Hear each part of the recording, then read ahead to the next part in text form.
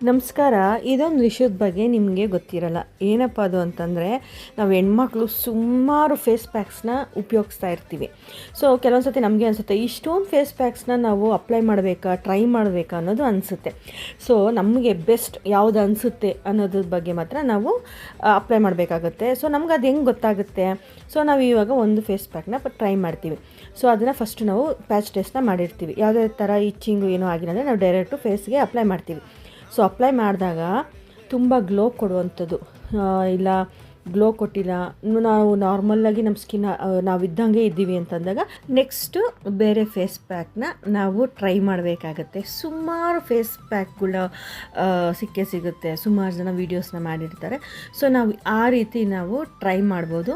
So ನಮಗೆ ಯಾವುದು best ಅಂತ ಅನಿಸುತ್ತಲ್ವ, ಸೊ ಅದನ್ನು ರೆಗ್ಯುಲರ್ ನಾವು ಯೂಸ್ ಮಾಡ್ಕೊಂಬಂದರೆ ನಮ್ಮ ಸ್ಕಿನ್ ಚೆನ್ನಾಗಿರುತ್ತೆ.